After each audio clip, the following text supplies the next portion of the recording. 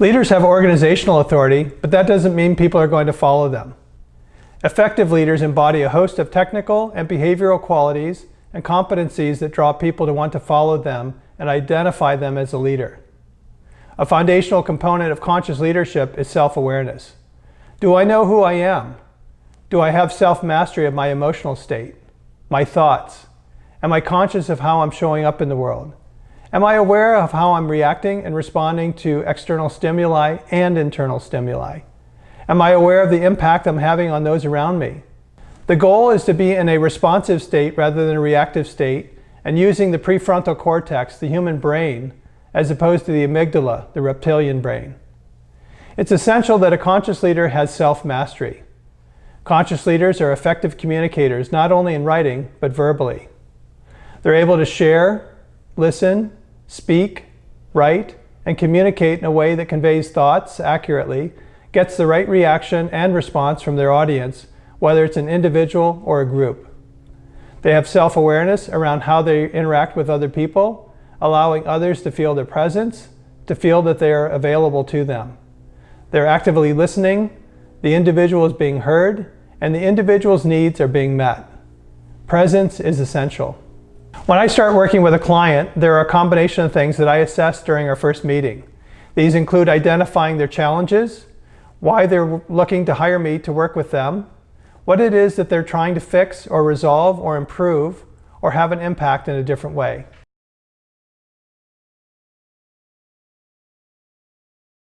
I'm listening to what they're saying, and I'm feeling if there's I'm listening to what they're saying, and I'm feeling if there's authenticity in what they're sharing with me. If there's a high level of self-awareness, they're able to share with me things that may be uncomfortable, and they're willing to be vulnerable. Vulnerability is essential for a leader. Feeling secure and expressing vulnerability demonstrates a level of honesty with themselves about what's missing and the path to closing the gap. When I think a leader's lacking self-awareness and mastery, I get input from the people they work with to help those individuals mirror back to me how the person is showing up. 360 instruments can be effective in providing quantitative data, and interviews can provide the qualitative dimension necessary to better understand a leader. Another important skill for leaders is recognizing how they're showing up in the workplace. One of the challenges all of us have as human beings is our ability to know how we impact others around us.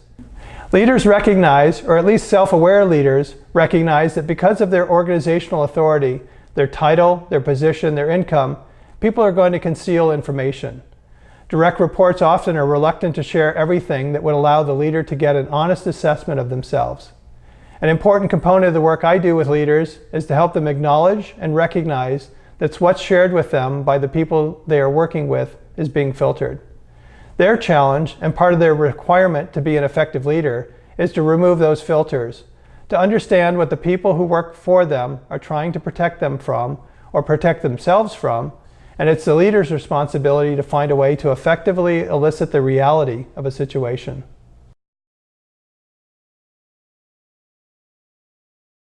One of the essential requirements of leadership is providing context for the organization, the employees who work there, and for the stakeholders.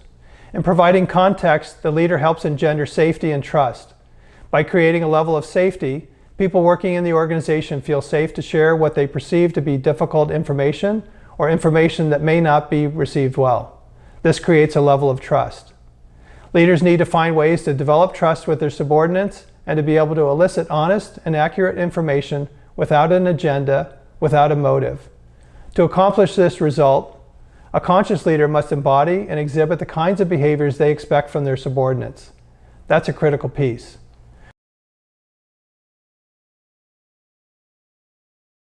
In my experience, founders and CEOs of startup organizations are faced with a unique set of challenges compared to the CEOs of established organizations.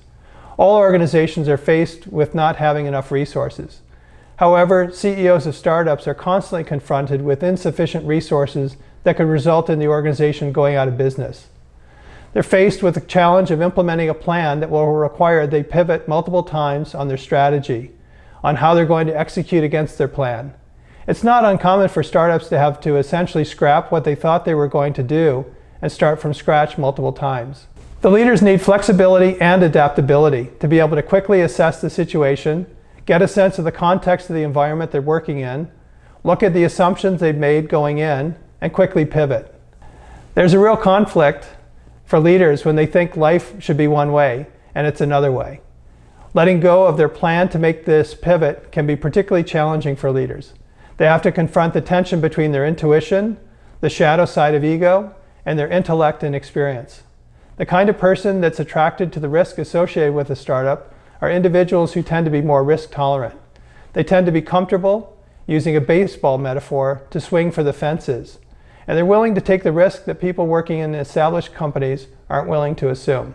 There's an attitude, a mindset that they're going to be successful, maybe overly confident, but they believe in themselves. They believe in their plan and they're willing to go after it. And it's that kind of mindset that allows the leaders of startups in particular to be able to pivot quickly when they see that the plan that they were executing against isn't the right plan. Where it gets tricky is when they have to confront what I call the shadow side of ego. They get so attached to their plan, their idea, their vision, that they're unwilling or unable to see the risk in the plan that they're pursuing, and they're not willing to let go of what they believe in, why they founded the company. That's a big challenge. I've worked with a number of startups over the course of my career, particularly in the last 10 years. And I have a number of CEOs I've coached who had only one employee when I first started working with them. I've helped them get to a point where they were leaders in their industry and have been with them through that entire journey. It's a fun and fascinating ride, not only as a coach and support to them, but in some ways almost like a voyeur, watching their personal development and the development of their organization and see where they're going. It's immensely gratifying for me personally to have played a role in helping to achieve this level of success. I'd like to talk about the history of business models. If we look back through human history at the legal entities that became businesses, particularly in the last 150 to 200 years, for much of that time, the companies were attending to all of the stakeholders, employees, the communities that they were operating in, and their suppliers. There was a whole systems thinking because the leaders lived in the community. They lived next door to their customers, employees, and their suppliers. It was not until the 1970s when Milton Friedman came out with his statement that the purpose of business is to make money that we've witnessed the shift over the past several decades, particularly here in the US. Companies seem to have lost their way as they went from being stakeholder focused to shareholder focused. It's been all about the bottom line, all about profitability. Starting in the late 1970s, but especially in the 1980s, companies started moving away from a cradle-to-grave mindset about how they thought about their employees to a transactional relationship with their employees, resulting in tremendous downsizing. Although there were a lot of reasons for this shift, including technological advances and the macroeconomic environment, ultimately employers were actively thinking about their relationship with their employees in a different way. And so we ended up in the place we are now. Seemingly, the only thing that matters to companies is profitability as measured on a quarter-to-quarter basis. It's made it incredibly challenging for leaders who really care, who are trying to take a long-term view. They're spending their energy and time fighting against institutional investors, analysts, Wall Street, and in some cases their board. But there's also the reality that an organization gets the shareholders they deserve. In response to this shift from stakeholder to shareholder, we've seen the enactment in 37 states of legislation enabling benefit corporations, allowing companies the legal protection to take a stakeholder approach to governance. We're seeing more and more companies pursuing the conscious company path, where they're recognizing that they need to be thinking about more than just the bottom line and thinking long term. In the US, there are about 1,700 B Corps now, and that number is growing. We're seeing leaders opting out of organizations that are focused on just the bottom line. CEO tenure is shrinking considerably because more and more CEOs are saying, it's not worth it to me to sell my soul and get a large paycheck and have no personal life and to be focused just on driving profitability at the expense of all my stakeholders.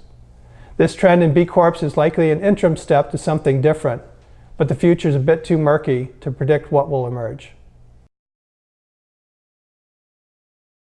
I'd like to talk a little bit about technology in the workplace today. I'm seeing technology having a huge impact on the workplace. If we look through human history, beginning with the caveman creating the wheel, Technology and demographics have been the two driving forces in society and organizations. Nothing's changed other than Mother Nature's increased role. The challenge that many, if not most or all leaders in the world today have, is attempting to manage these three drivers of change. We don't have the traditional white male workforce that we had 50 or 60 years ago for most industries and most employers. We have a very diverse workforce. Yet many organizational models are still based on this view of the workplace. And so the challenge for leaders is knowing how to take advantage of, utilize, and capture the value of all the diverse talent in the workplace. Genuinely understanding the talent and all the opportunities that the diverse talent has to help the organization. With technology, the danger is pursuing technology because it's sexy, it's new, it's fun, instead of recognizing that at the end of the day, it's just a tool that can be used and deployed in the organization. The challenge that every business has is determining the cost and risk components, figuring out how to best utilize technology as a differentiator to manage the business. We're also seeing some technology companies using information from neuroscience research on how the human brain works to manipulate customers, resulting in diminished attention spans, negatively affecting people's brains, neural networks, and aberrant behavior. That's not helpful in a workplace nor in society, and it's not helpful for personal interaction. And people are becoming addicted to the technology platforms. The motivation for these companies running these platforms is to derive revenue and advertising spend, enhance their business model even though it's incredibly unhealthy for individuals and society.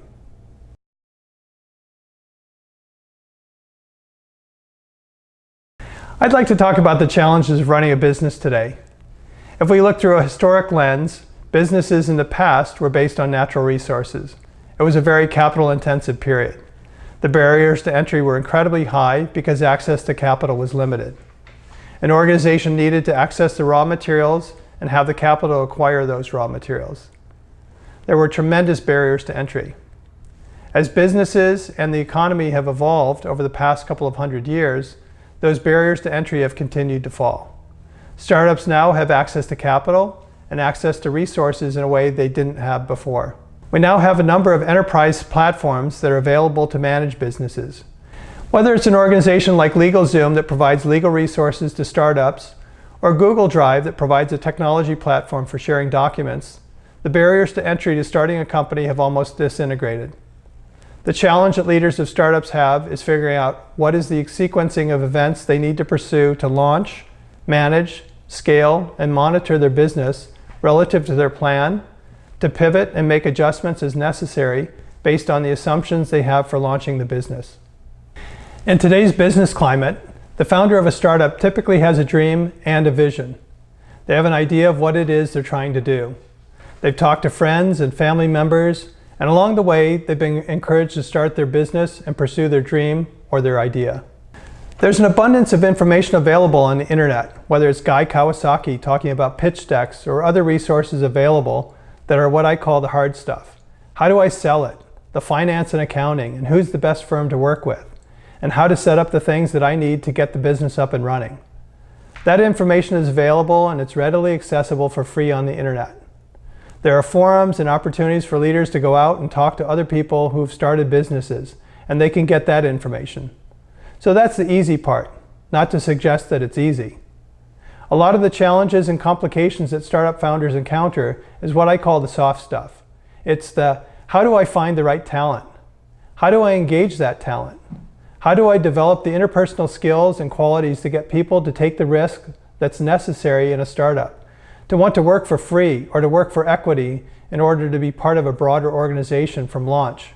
It's about the dream and being able to convey that dream to other people, to get them motivated and excited about what they're trying to create as a founder. That's the stuff that I consider to be the softer stuff. Many people who have started organizations focus on the hard stuff, and rightly so. Leaders need the capital, the technology, the resources. These are necessities. However, the softer stuff is the most challenging and the reason many organizations fail to make it, because the leader doesn't have the skills or the understanding necessary to motivate, engage, and drive all of the resources they have in the same direction.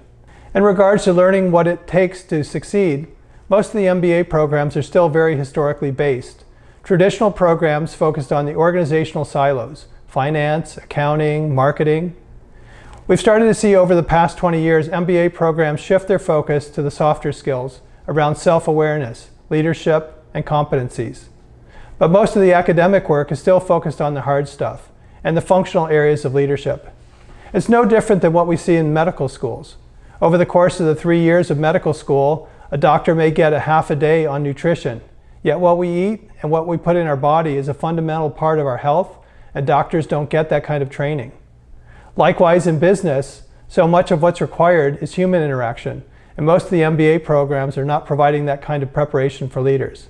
So whether it's recent grads or people who are going into business or starting a business, they need to recognize that there's a blind spot for human interaction, the softer skills.